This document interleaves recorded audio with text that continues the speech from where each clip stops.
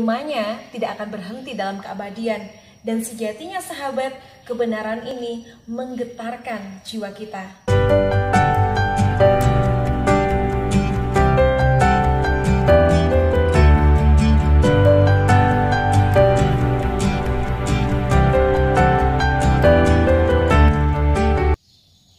Salam sahabat, salam dalam kasih Kristus. Berjumpa kembali kita dalam Nuansa Bening Official.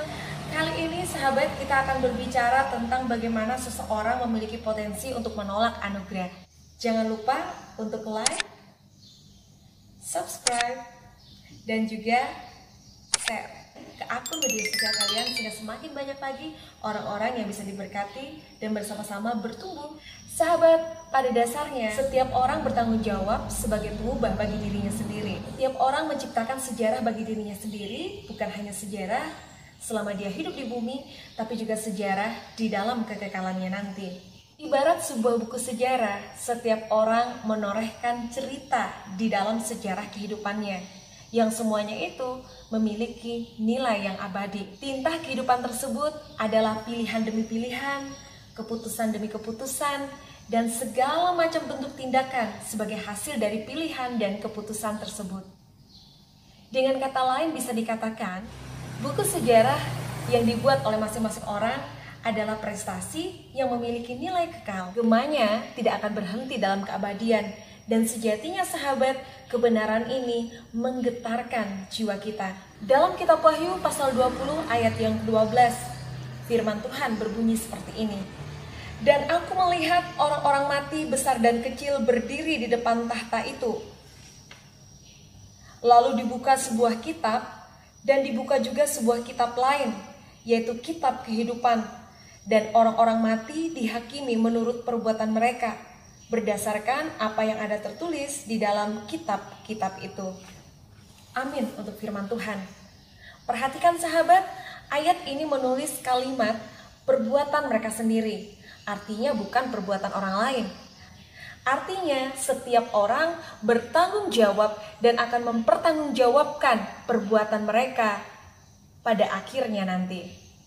Dari kebenaran ini kita dapat memahami kenapa firman Tuhan berkata, kenapa firman Tuhan mengingatkan agar setiap orang percaya hidup dalam ketakutan sementara menumpang di dunia. Sahabat, ketakutan yang benar menciptakan sikap berhati-hati dan hormat yang benar kepada Allah. Kebenarannya adalah setiap orang bertanggung jawab dengan kehidupannya sendiri, sebab setiap orang memiliki kehendak bebas untuk menentukan pilihannya. Apakah dia mau hidup di dalam terang atau di dalam gelap? Setiap orang bertanggung jawab dengan pilihannya sendiri, apakah membawa dirinya kepada kehidupan atau kebinasaan. Kebenaran tentang kehendak bebas mengajak kita untuk melihat betapa agungnya manusia yang telah diciptakan oleh Tuhan. Tetapi di detik yang sama, manusia yang agung ini memiliki sebuah resiko yang tinggi. Pengajaran yang benar bahwa setiap orang menentukan akhir kehidupannya sendiri akan menggiring seseorang untuk bertanggung jawab dengan kehidupannya. Bahwa seseorang harus menentukan takdir kekalnya dengan benar supaya tidak binasa. Sahabat, hendaknya kita tidak berpikir bahwa ada kuasa yang menggerakkan manusia untuk menentukan akhir dari kehidupannya. Sebenarnya, lukisan itu ditentukan oleh pribadi yang bersangkutan. Tidak ada tangan lain yang menggerakkan seseorang untuk melukis kehidupannya sendiri. Tuhan memberikan kebebasan kepada manusia menentukan isi dari buku sejarah hidupnya. Jika tidak seperti itu sahabat, maka tidak ada yang namanya penghargaan atau hukuman, mahkota atau azab. Karena apabila tidak ada risiko dari sebuah pilihan dan keputusan, kehidupan ini hanyalah diibaratkan sebagai sebuah drama yang skenario-nya sudah diatur dan disusun.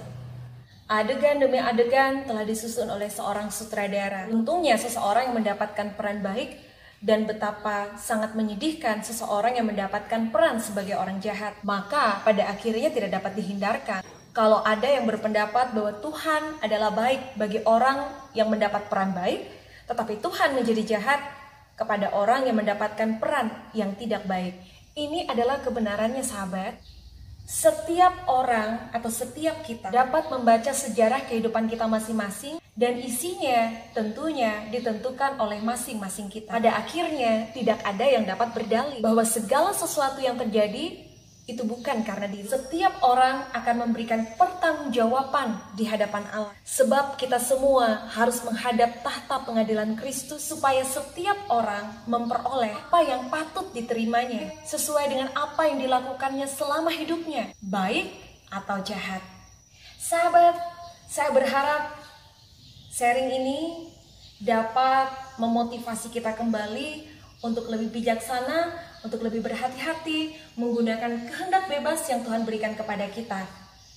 Karena kita tahu bahwa tidak ada satupun yang akan luput dari pengadilan Allah. Kebenaran ini harusnya membuat kita menjadi orang-orang yang lebih bijaksana dan berhati-hati dalam menggunakan setiap pilihan dan keputusan dalam kehidupan kita. Kehidupan ini hanya memiliki dua pilihan, kehidupan atau kematian, surga atau neraka, Tuhan atau dunia. Biar kebenaran ini boleh memotivasi kita kembali untuk bersungguh-sungguh hidup di dalam Tuhan. Selamat berproses, Tuhan Yesus memberkati. Kasih yang hadir bagai pohon yang tumbuh, selapis demi selapis nyaris tidak kentara, tapi senantiasa membangun diri hingga teguh menebar kesejukan. Nuansa bening hanya di